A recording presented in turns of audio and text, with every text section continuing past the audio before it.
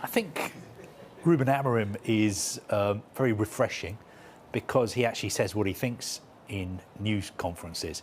I'm not sure how long that's going to last, but we've had him really wear his heart on his sleeve. He's come out and said this United team is the worst United team of all time. Then he's made this comment about his 63-year-old goalkeeping coach. So I think on the one hand, it's refreshing that he's saying what he thinks. But on the other hand, of course, it destabilises Manchester United, creates unnecessary headlines. So I'm not sure whether some people high up at United will be having a word with him and saying, look, you need to stick on message during these news conferences. And he was actually asked there a question about what would happen if the co-owner, Jim Ratcliffe, called you up in the morning and said, you have to start this player, a player you didn't want to start. And he dealt with that really well. He just laughed it off. He said, look, that is never going to happen. I'm the head coach. I'm the one who picks the team. I can't even believe you're asking me that kind of question. But to get back to Marcus Rashford, the only point I would make is we all know that he wants to go to Barcelona. That's his preferred option. But how much would he play at Barcelona? Because when you look at Barcelona's front three, Lewandowski, Rafinha, Lamine Yamal, I mean, is he going to get into their starting 11 for the really important games ahead of any of those three players? So I can understand the attraction of saying, yes, I want to put on that shirt, I want to play for Barcelona, but would he be a sort of bit part player if he was to make that move? Yeah, all right, listen. Fan. And you'll be happy to hear I can get behind that trend, hashtag get Salah to Saudi. Be all for that. But my question is what is the advantage for United to sell Garnacho to Chelsea? At the moment, we're playing really inconsistency and we need goals. And he is a proven goal scorer. And is he really going to be starting over Sancho and Madueke? Why would United sell him, especially to a rival? Why would they, Ashley? I think if they were to sell him to Chelsea, it would be because he doesn't fit in the manager's long-term plan. Although he is playing in the system at the minute and in the team, I don't feel that Ruben Amorim really sees a long-term future for Garnacho at Manchester United.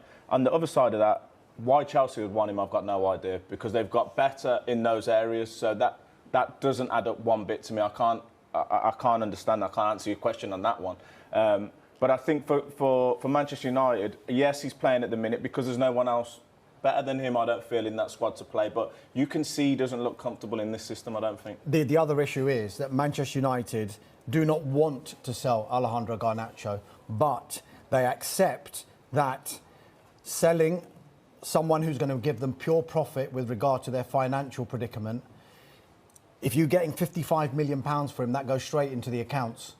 And the financial situation Manchester United find themselves in, they could be forced into doing deals that they don't want to do. But coupled with what Ashley just said there, he's playing three at the back. He's playing four across the middle with wing-backs, two number 10s and a striker. Garnacho isn't really a wing-back and he isn't really a number 10.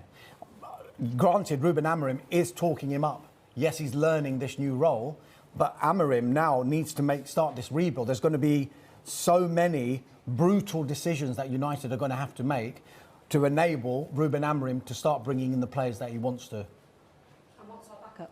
Is it Matthias Kell? Is he the answer? I'm sure we'll be talking about it. She's got ahead of herself. Yeah.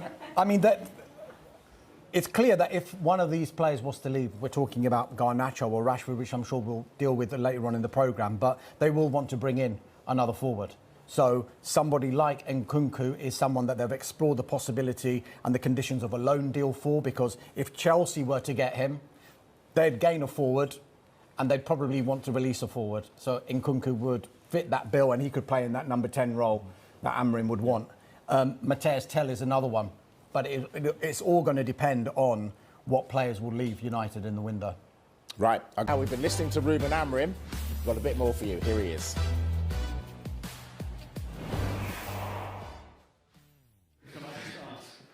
If he doesn't secure a move before the deadline on Monday, what is the situation for Marcus then? Does he continue to not be selected? Is there a back for him? How does that situation play out from your perspective? Our team, you can look at our team and imagine the profile of the players, you know? Now imagine a talent like Rashford. Our team should be so much better with Rashford. But this Rashford, he has to change. If he change, we are more than welcome to put a talent like Rashford. And we need it. So, but in this moment, I think it's really clear that we have to set some standards. That's all.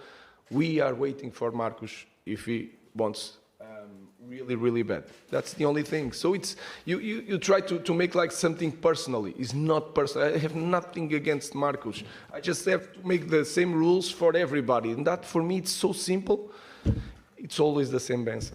Is it disappointing for you as a coach, though, to see a player with such talent and potential? We've seen it in the past, what he's achieved, that your message is not getting through to him. I promise, Andrew, I will not give you nothing today about Marcus Rashford. I'm giving you a little bit. It's the same thing, guys. We need goals. We need 1 against 1. We need threat in the final third. Guys, what more do you need? We've got to get some dinner and some sleep. Thank you very much. Thank you, guys.